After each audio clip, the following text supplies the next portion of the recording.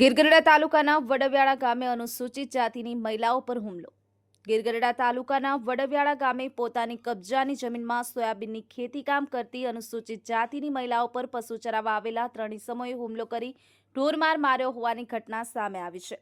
આ ઘટનાને પગલે મહિલાઓએ ગીરગઢડા પોલીસ સ્ટેશન ખાતે 3 ઇસમો વિરુદ્ધ એટ્રોસિટી એક્ટ હેઠળ ફરિયાદ નોંધાવી છે. હાલ પોલીસ દ્વારા આગળની કાર્યવાહી હાથ ધરાઈ છે. દિવ્ય ન્યૂઝ ગીરગઢડા. અરે શું નામ છે તમારું? ઉમાબેન કયું ગામ? વડવિયાળા. હું બનાવ બન્યો તમારી સાથે? અમે નીમતી જેવું હાવું હા. ત્યાં આવેલું મને પસાડી દીધી મારવા લીધા. કોણ હતું? એ ગોવાળિયા હતા. એ લોકો શા માટે આવ્યા હતા? એ સારવાર જ આવ્યા હતા. શું માર્યું તમને? લાકડી.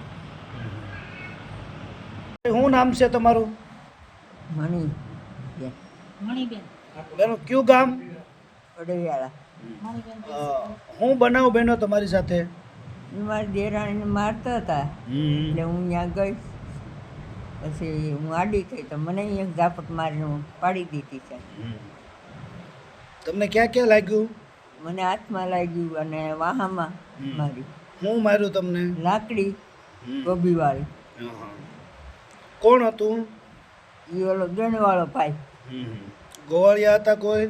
હા, ગોવાળિયા 4-5 હતા. એ બધા એ દોડતા હતા ખેતરમાં. એ લોકો શા માટે આવ્યા હતા? એ સારવા. કોનું ખેતર હતું? મારા દેરનું. લખાભાઈનું. શું નામ છે આપનું? નરેશભાઈ કરશનભાઈ જાદવ, કયું ગામ? વડવિયાળા. શું બનાવ બન્યો હતો આપણી સાથે? બનાવમાં કાલ 1 તારીખ 1/9/2025ના રોજ હું વાડીએ ખેતર કામ કરતો હતો અને માલ લઈ ઢોરવાળા આવી મારે કે અહીં શું કરે સ્ટેટા આમાં કે આ સારવાનું છે, અમારે માલ મૂકવાના છે એમ કરી અને આવી ગયા. પછી હું જાન બસાવી અને ઘેરો એમ કહું કે કંઈ વાંધો નહીં, સારું તમારે આ સારું હોય સારો. હું જાન બસાવી ઘેરાવી પોલીસ સ્ટેશને અને અનુસૂચિત જાતિના લોકોને ટાર્ગેટ કરી ને આ લોકો આવેલા છે. આયર લોકો જ આવેલા છે, બીજા કોઈ આવ્યા નહોતા. નામ છે આપનું? મારું નામ દેવસિંહભાઈ ગોવિંદભાઈ જાદવ, અનુસૂચિત જાતિ, ગામ વડવિયાળા, તાલુકો ગીરગઢડા, જિલ્લો ગીર સોમનાથ. શું બનાવ બન્યો હતો અને શું વિગત છે? પોર તારીખ 8/9/2024 ડિમોલેશન થયું. એટલે એ કિનાખોરી રાખીને દલિતોનું ટાર્ગેટ કર્યા, ડિમોલેશન કર્યું. એની સામે અમારે 6 જણા હતા, એમાં 3 જણાએ વાવેતર કર્યું. એમાં માથાભારી તત્વોએ ગોવાળિયાઓએ એ લઈ અને અમારું ઊભું ભેળવાણ કરી નાખ્યું, સમજી ગયા. અને અમારી બાયું અમારે ખેતે રચ્યું નેચ્યું છું કે તમે ભાઈ અમારું કાં ઊભું ભેળવી નાખો તો કે બારીઓ નીકળી જાઓ, નકર તમારે આ ઠેર નથી એમ કરી અને ધક્કો મારીને પસાડીને લાકડી મારવા માંડ્યા, સમજી ગયા. એટલે અમે અહીંયા અટાણે પોલીસ સ્ટેશન દાખલ થયા, સરકાર દવાખાને, સમજી ગયા. તો રાજકીય માણસો બધાએ વિસારે બધું સ્થગિત થઈ રહ્યું. 11 વાગ્યાની વાત છે, છતાં એનો કોઈ જજમેન્ટ આવ્યો નથી હજુ, કે જેથી કરીને આનો જજમેન્ટ વહેલા આવે. અને જ્યાં ટીડીઓ પાસે અમે જઈ આવ્યા તો કે તમે મને અરજી દઈ જાઓ, આવો બનાવ બન્યો હોય તો. એટલે અમે અરજી ન્યાય દેવા જવાના. શું નામ છે બેન? કયું ગામ? આ બૈરાઓને મારવામાં આવ્યો છે, શું બનાવ બન્યો હતો?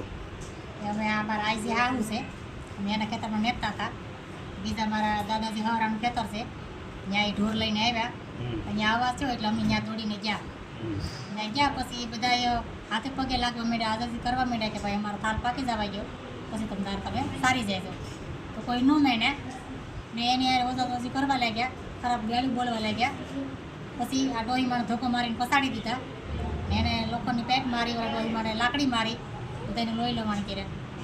ને પછી અમે બધાએ આ ડોહીમાને બધાને રાખ્યા ને પછી બધા આમાં ઢોર સારવા માંડ્યા કે અમે સાર્યું ને અમારું છે ને તમારું નથી ને એમ બધું બોલવા માંડ્યા.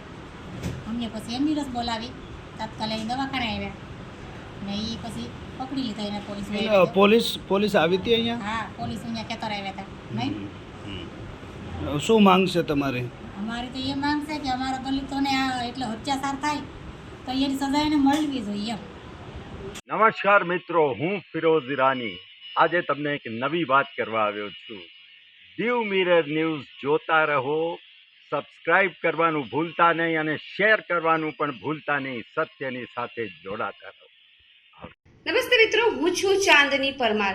આપની મનપસંદ ચેનલ એટલે કે દીવ મિરર ન્યૂઝ ચેનલને લાઈક કરો, શેર કરો અને ફોલો કરો. અને હા, તેમાં દરરોજ તાજા સમાચાર જોવાનું ભૂલશો નહીં. દીવ મિરર ન્યૂઝ દરરોજ લાઈવ અપડેટ ગુજરાત રાજ્ય દેશ દુનિયાના તમામ બ્રેકિંગ સમાચારો નિહાળો દીવ મિરર ન્યૂઝ ચેનલ પર.